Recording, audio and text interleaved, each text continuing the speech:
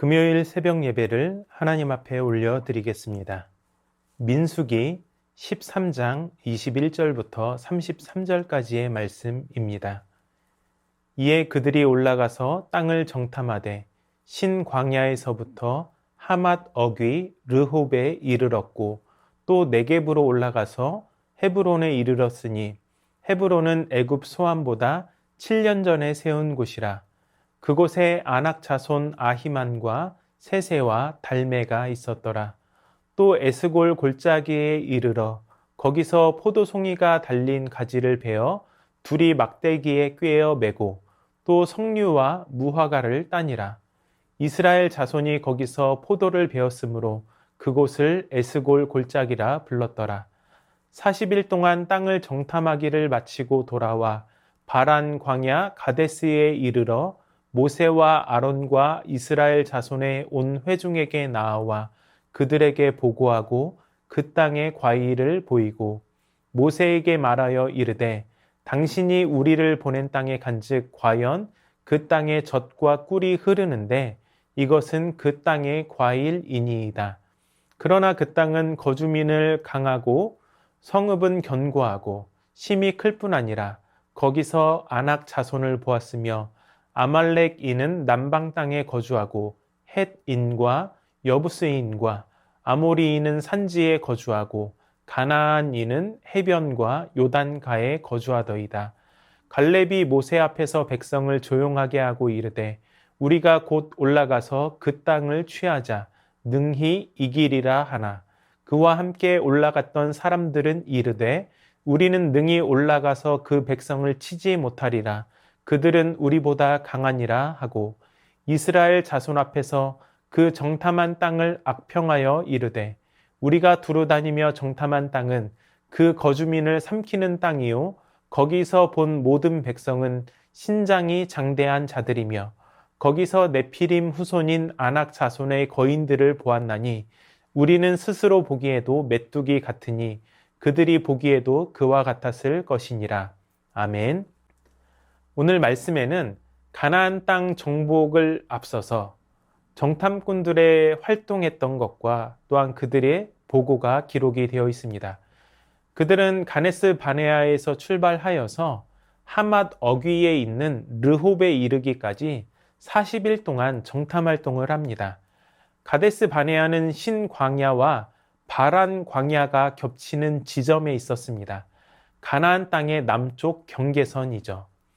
정탐꾼들은 가나안 남쪽 경계선에서 출발하여 멀리 가나안 북쪽 끝단 성읍인 하맛 근처의 르홉에 이르기까지 그 땅을 두루 살폈습니다.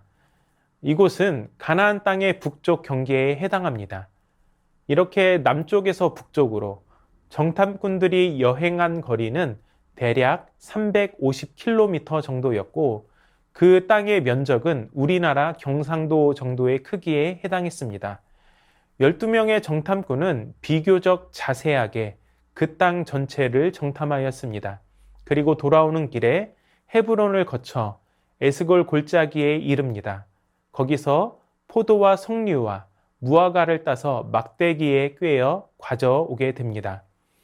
가나안 땅의 포도가 너무 커서 막대기에 꿰어 들고 왔다는 해석이 있는데 실제로 포도송이가 그렇게 컸다기보다는 포도의 신선도를 유지하기 위한 것이었다고 할 수 있습니다. 오늘날처럼 운송수단이 발달해 있지 않았기 때문에 돌아가기 위해서는 시간이 걸렸고 그랬기 때문에 과일의 본 모습과 신선도를 유지하기 위해 막대기에 꿰어서 운반했던 것입니다. 이렇게 40일간의 정탐을 마치고 온 정탐꾼들의 보고는 두 가지 측면으로 나타납니다. 가나안 땅에 대한 긍정적인 측면과 부정적인 측면입니다. 먼저 그들은 가나안 땅에 대한 긍정적인 보고를 합니다. 그 땅이 젖과 꿀이 흐르는 풍요로운 땅임을 인정합니다. 여기서 꿀이라고 하는 것은 일종의 과일 시럽이라고 할 수 있습니다. 종려나무에서 열리는 과일이 대추 야자인데 큰 대추처럼 생겼습니다. 아주 달고 맛있습니다. 그런데 수확 시기를 놓쳐서 열매가 땅에 떨어지면 달콤하고 끈적한 액체가 서로 엉기게 되는데 이것이 마치 꿀과 같았습니다. 여기서 말하고 있는 꿀이 바로 이렇게 끈적하게 엉긴 대추야자를 말하고 있습니다. 젖이 흐른다는 말은 먹을 것이 풍부해서 가축들이 잘 자란다는 뜻입니다. 풍부한 젖은 가축들이 잘 자란다는 뜻이고, 풍부한 꿀은 과일 농사가 잘 된다는 의미입니다. 즉, 젖과 꿀이 흐르는 땅은 목축과 농사가 잘 되는 땅을 말한다고 할 수 있습니다. 그들은 그 증거로 자신들이 가져온 커다란 포도송이와 무화과 석류를 보여줍니다. 가나안 땅에 대한 풍요로움은 이후 이어지는 말씀에서 완전히 분위기가 뒤바뀌게 됩니다. 28절과 29절을 보시면, 그러나 그 땅 거주민은 강하고 성읍은 견고하고 심히 클 뿐 아니라 거기서 아낙 자손을 보았으며, 아말렉인은 남방 땅에 거주하고 헤딘과 여부스인과 아모리인은 산지에 거주하고 가나안인은 해변과 요단가에 거주하더이다 라고 말씀합니다. 그 땅이 좋기는 하지만 그곳 거민들은 강하고 그 성읍들은 요새화되어 있고 그곳의 거주자는 아낙 자손이라는 것입니다. 아낙 자손은 고대의 유명한 거인족이며 용사였던 네피림의 후손으로 여겨지는 사람들로서 당대 사람들이 모두 두려워했던 족속이었습니다. 12명의 정탐꾼은 같은 것을 보았고 이들 모두는 그 땅이 풍요롭다는 사실에 대해서 동의했습니다. 그러나 그 땅에 대한 평가는 서로 달랐습니다. 10명은 잘 방비되어 있고 거대했던 사람들을 보고 스스로를 메뚜기로 여길 만큼 두려워했습니다. 그래서 절대로 그 땅을 차지하지 못한다고 말합니다. 그들의 부정적인 언급으로 인해서 백성들 사이에서 적지 않은 동요가 일어나게 됩니다. 보다 못한 갈렙이 일어나 이스라엘 자손에게 이렇게 외칩니다. 우리가 곧 올라가서 그 땅을 취하자. 능히 이기리라. 이러한 갈렙의 노력에도 불구하고 10명의 정탐꾼의 부정적인 악평은 그치지 않습니다.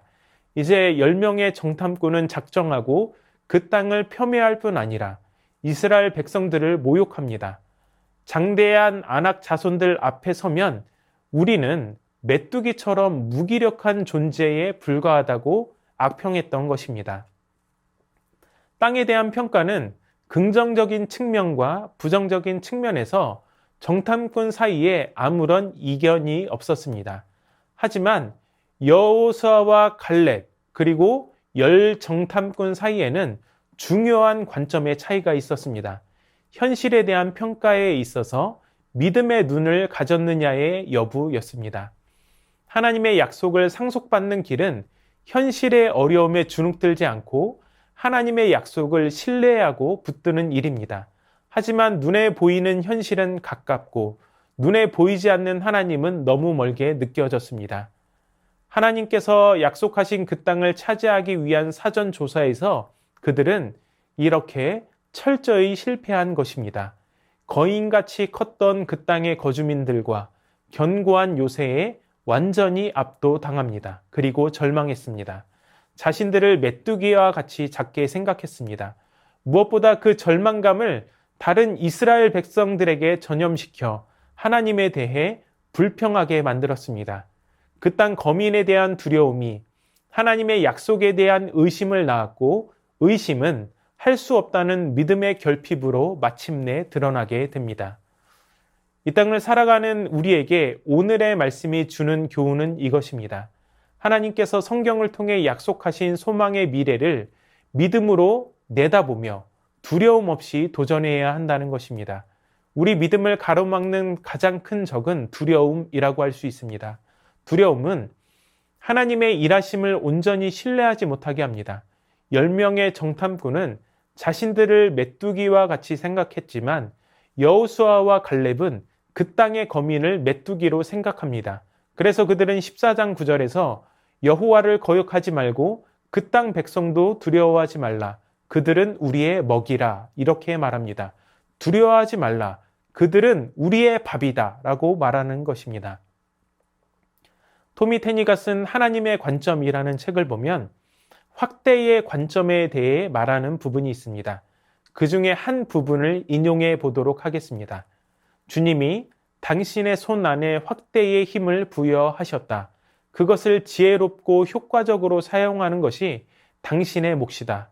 당신은 하나님을 확대하고 산들을 모래 더미로 만들겠는가? 아니면 사람들을 확대하고 메뚜기와 같은 인생을 살겠는가?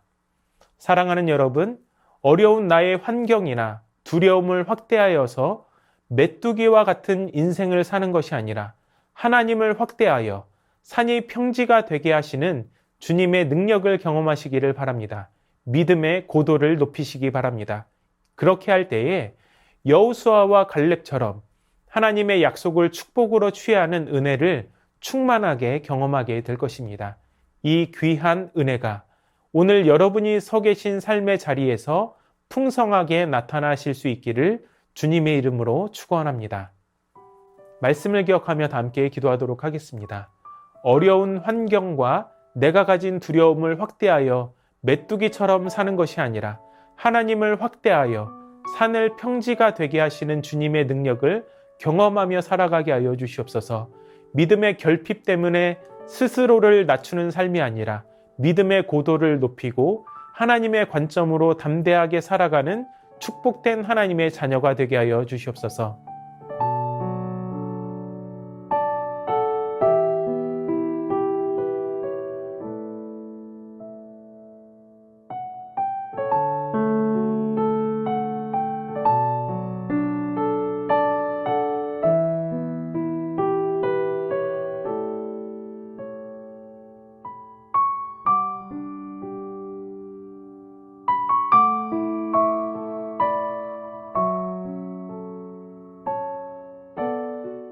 나라와 열방을 위해서 기도합니다.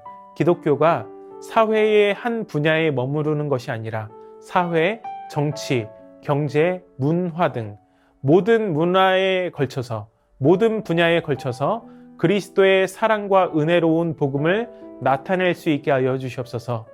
이슬람의 확산을 막아주시고 이슬람권에서 선교하는 선교사님들과 그 가정을 보호하여 주시옵소서. 유럽에 정착한 이민자들이 유럽 교회와 그리스도인들을 통해 경험한 환대를 잊지 않고 계속해서 이주해 오는 사람들에게 그리스도의 사랑을 전하게 하여 주시옵소서.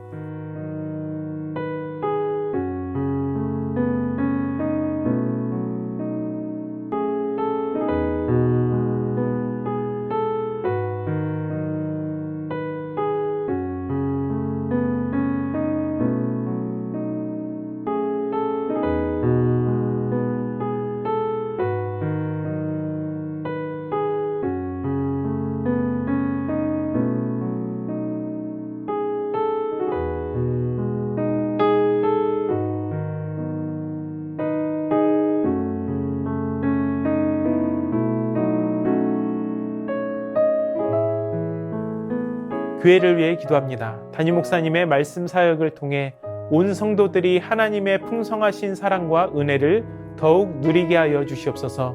시니어 스쿨 가운데 은혜 주시고 배움을 통하여 삶의 활력을 얻고 힘을 얻는 어르신들이 되게 하여 주시옵소서. 주일에 있을 나의 관계 돌보기 세미나를 통해서 바른 정체성을 찾고 교회와 가정에서 아름다운 관계를 세워나갈 수 있는 우리 성도들이 되게 하여 주시옵소서.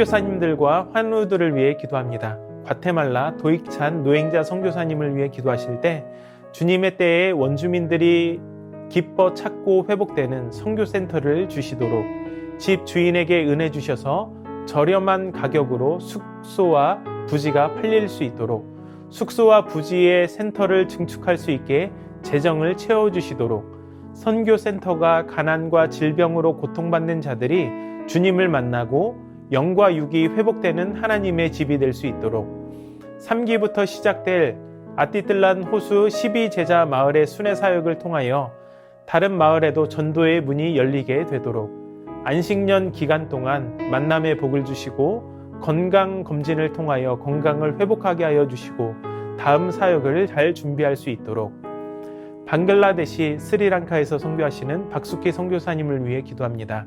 스리랑카 언어를 배우는데 게으르지 않고 건강 관리도 잘할 수 있도록 시드센터의 스텝과 아이들을 주의 보혈로 보호하시도록 스리랑카 집 2층 공사가 순조롭고 안전사고 없이 4월에 마칠 수 있도록 스리랑카 사람들을 만날 때 주님의 향기를 낼 수 있도록 최경화 집사님 아버님, 고부덕 권사님, 차영미 권사님, 이기범 집사님, 강동엽 어린이, 권호순 권사님, 이민환 권사님, 신혜남 권사님, 추명우 성도님, 추승민 형제님, 이춘실 집사님, 김인혜 집사님, 최혁기 성도님, 이길태 집사님, 김찬준 집사님, 김영자 권사님, 정순근 권사님, 김봉남 권사님, 김광순 권사님, 박문천 집사님, 노성빈 형제, 최혜랑 집사님 아버님, 이 시간 선교사님들과 환우들을 위해 기도하시고 개인의 기도로 하나님 앞에 나아가도록 하겠습니다.